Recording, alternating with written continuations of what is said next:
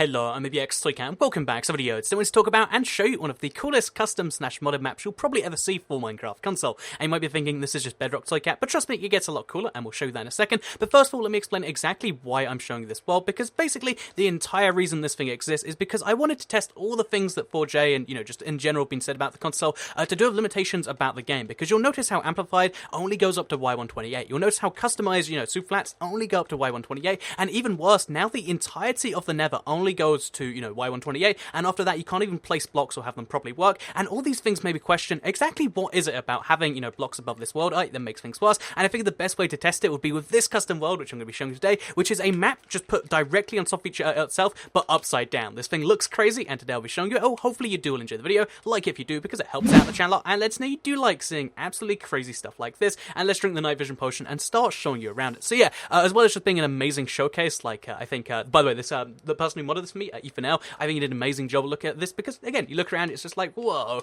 this just looks amazing. Like, they took a regular world, a relatively hilly one, but still a regular world, put it on top of each other itself, and that means by using this, we can test a few different metrics as to how well it performs. So first of all, the file size wasn't, particularly massive for a world that's literally double, the size of a normal one. Second of all, we can test the load time for chunks and stuff. Then third of all, we can test, like, how well the game actually functions when you have this stuff going on, because you'll notice how as we go along, it's actually loading somewhat effectively when we travel, somewhat slowly, but if we get any amount of speed going, because we're literally flying, you can see how eventually we get to this point where it's trying to load both chunks at the same time. And I think this is the kind of crux of the issue, is because I think Minecraft PC does this, but to a lesser extent. Basically, the game loads in chunks, like a 16 by 16 by 16 area, as opposed to the entire chunk all at once. And because it does that, it means that you can actually have blocks below a certain area or above a certain area load before certain other ones, and you get some confusing effects from this, such as this, where you can see the ceilings load in before the floor. And I guess that's the first issue as to why amplified or something might not work, because you wouldn't be able to properly see the top of the mountain. I'm not entirely sure as to exactly what the logic is there, but it is something I guess you can kind of understand and see right there. So it's really cool, because certain blocks obviously can't be turned upside down, so you end up with, like, I don't know, like lava pouring towards the ceiling, except how is that even a thing that makes sense? But you end up with weird stuff like that, and you also end up with, like, grass blocks on top of the things. But in general, doesn't this just look amazing? Don't you want to, like, experience this and play this? In fact, I kind of want to do a series at some point. But yeah, for now, just looking around it, you can kind of see my point as to what I mean by the load times of each individual chunk. Before you can see the entire area of what's going on, it takes a really long time, because it's loading the ceiling, it's loading the floor at the same time, and it means there's some blind spots. And that's something that you don't necessarily want to see, especially on a console where there's nothing you can do besides wait. No one wants to be like, I guess my console's not performing well enough. So yeah, as far as the amplified thing goes, maybe it's the, the level of like, well, they don't want to have it load above the thing rather than below it, but that's why it should only be on Xbox One and PS4. So it's clearly a more technical underlying than just, it's the load times, because that should change based on what console you're on, assuming, better storage solutions. So if it's not that, then maybe it's to do with the, placement times of blocks, the times it takes you to, like, drink a potion or eat or something, because when you do lots of stuff to your world, like with the crazy superflat, you can actually end up, creating everything just go slower, block ticks, etc. So let's do a few tests. Let's place some blocks and let's see how long it takes them, because you'll see the frame rate is, like, just about the same. I think it might be dipping a little bit as we go certain places, but, like, it hasn't been noticeable in the video, I don't think. But as you can see, when you place a block, there is a slight noticeable delay. Like, you can see how it feels a little later than you'd expect. You might not be, seeing that in video form, but I'm placing the block, like, a solid, let's call it a quarter of a second or a fifth of a second before it actually exists. And that's, it's not too problematic in creative, but bear in mind, this is a problem that's only going to expand as our world gets bigger and bigger. And I think that might be one of the, issues they run into. Like, when you build above the world height like this, you're building in essentially an entirely separate world. So when it's trying to do both worlds at once, you can, if you build too much in one half, make the other half, too unusable. Maybe, just the same thing of like, there's just too much data in the world. Writing more to it creates more issues. And that's the closest thing I can see to, like, a real issue we have in this world. And bear in mind, this is way more than you'd ever have with a natural amplified world. It's probably about similar to what you'd have with a regular, superflat, but still, you look around it and the performance results aren't necessarily too low. So yeah, our load speeds are a little bit slower, less than would be comfortable, I guess you can say. Our, like our block placement speeds, about the same, and stuff like drinking a potion, let's see how long it takes us.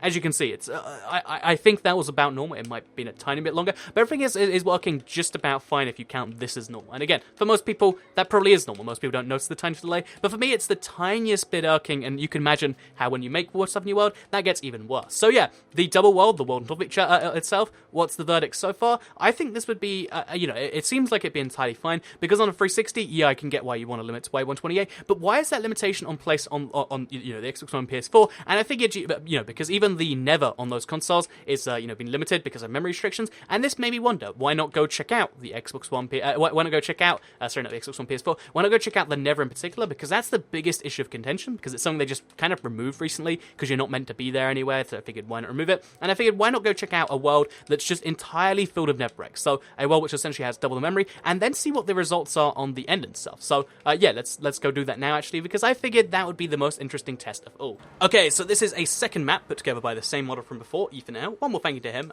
because, again, these tests wouldn't be possible by hand without spending, like, literally, like, months or years of just placing, but instead this is one, and here's the kind of a version of it, where basically they've taken the nether from below Y128 and basically filled it with blocks, and then copy-pasted it above Y128 to see if, filling that space with memory, because supposedly it is for memory concerns, seeing if filling that space with memory would cause issues. So let's fly it from here, because it's got one of the teleporting things from, again, another mod case I've shown off, so basically we can go below the nether thing to above it. So here we are, let's check the height just so you can be sure. Again, this entire place is filled besides this little area right here. We're going to go above that to over here, and as you can see, we've got this little block kind of carved out just to show us that it is fine, and this entire area is filled with unplaceable, unbreakable, undo anythingable blocks besides TNT, and it kind of sucks, right? Like, oh yeah, we've just got this big empty area, but as you can see, there's no actual performance, changes to the entire world as a result. Like, all the mobs are jumping just fine, there's no actual difference to all the blocks, so clearly the memory limitation isn't on the nether, but because this was when the end came out, and these end islands were supposedly one of the causes of this, I think the most interesting way to see if that was real, or if maybe there was either there was some amount of lie to that, or it was, some more complex issue,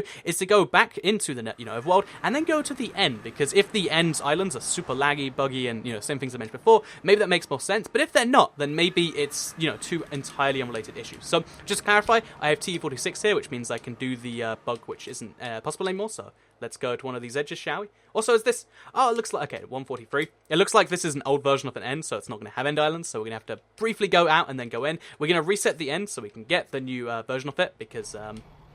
I think the only easy way to find out if you've got the old ones, what we're going to do is we're going to back out, we're going to go back in, and then we're going to fly outside the boundaries, so we can see for certain whether the, what am I calling it, the end islands are affected in any way, because the end as a whole, like right now, as you can see, it's working just fine, the blocks are placing just as fine, if not the same as the old world, but let's see if that creates an issue when we go to the outside end islands with a brand new end. Okay, so here we are in a now reset end, and the reason we should be able to tell that is because, unless I made a giant mistake earlier, it should now go out to only, 57 blocks in each direction, or 95, is what it is. So it flies out, so now we can see there's a big edge of the world, which means that now we have the end islands in place. So those end islands aren't very far out. Let's go to them right now. Again, bear in mind this is on a T46 world, not a T47 one, so this isn't possible any longer. Now if you try to do this, it's not going to work. But if we go over to those islands, we're going to see if they have issues like loading in general. Also, I think they're meant to be 200 blocks out. Okay, so I seen the mistake I made. It was that I thought it was 2,000 blocks out. It is 200 blocks out, but only in one direction, and as you can see, here it is right there. And you can see how it's loading in just about normally. Admittedly, I'm outside of there, so it's, it's going to load in a bit differently. But you can see how it's loading in, a little bit slow, but there's no real noticeable, oh yeah, this is so awful, it needs to be broken altogether. And this is with an entirely full, 100% full nether, so I'm not entirely sure as to exactly why this is happening this way. Again, bear in mind it is loading at a rate where we can see through the chunks, so it's not perfect, it's not an amazing little thing. But bear in mind that the only people that are going to be able to cause issues like this are the people that are... See, that chunk's just not loading at all. The only people that can cause issues like this are the people that spend that much time above their nether, which makes me think one of two things, honestly. First of all, again, a part of me is just thinking, there's got to be something... something's got to have been wrong with the explanation of, oh yeah, there is memory issues, the memory that was above the nether needs to be used to the end. I don't think it was as simple as that. I think that even that was a gross simplification, which, I don't necessarily think is correct in any way, because we've just tested it. The most extreme case, it meant that, the chunks loaded a little bit slower. I think what might be the case instead, though, is it is more a sort of thing where the chunks being available in general has created some form of issue, or that they just wanted to get rid of it for some entirely other reason. They figured, oh, who uses it anyway? And I don't know. I think the test was interesting to do. I would love to see, now we've kind of proven it works in some way. I'd love to see some option at least to use those, to have an amplified world which goes higher, or to have custom superflats which go higher. And I'd love to see the top of the end return to the console, because the fact that it was removed is one of those things that it's all the stuff up there that people built, because a lot of people have these giant farms, are just kind of gone right now. I'd love to see some better solution, but that's just me being a cat on the internet doing some tests. I hope you did all enjoy today's video. Like it if you did like it, because it helps out the channel a lot. Let us know you do like these sorts of videos. Share if you really liked it, and subscribe if you're new around here, because I make videos like this one every single day on my channel, and if subscribed, you'll see them daily on your homepage.